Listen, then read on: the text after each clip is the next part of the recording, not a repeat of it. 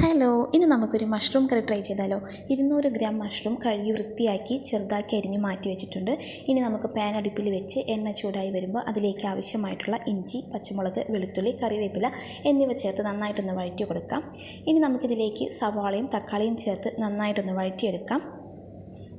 അതൊന്ന് വാടി വരുമ്പോൾ അതിലേക്ക് ആവശ്യമായിട്ടുള്ള പൊടികളെല്ലാം ചേർത്ത് വഴറ്റിയെടുക്കണം. മഞ്ഞൾപ്പൊടി, മുളക് പൊടി, മല്ലിപ്പൊടി എല്ലാം ചേർത്ത് പച്ചമണം മാറുന്നത് വരെ നമുക്ക് വഴറ്റിയെടുക്കാം.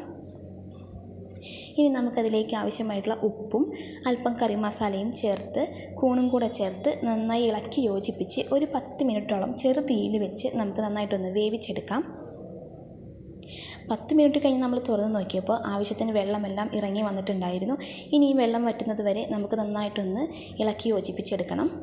ചെറു തീയിലിട്ട് വേവിച്ചെടുക്കുക. വെള്ളം വറ്റി കഴിയുമ്പോൾ ചൂടോടെ സെർവ് ചെയ്യാം. അടിപൊളി മഷ്റൂം കറി ഇവിടെ റെഡിയാണ്. വീഡിയോ ഇഷ്ടപ്പെട്ടെങ്കിൽ ലൈക്ക് ചെയ്യുക, സബ്സ്ക്രൈബ് ചെയ്യുക.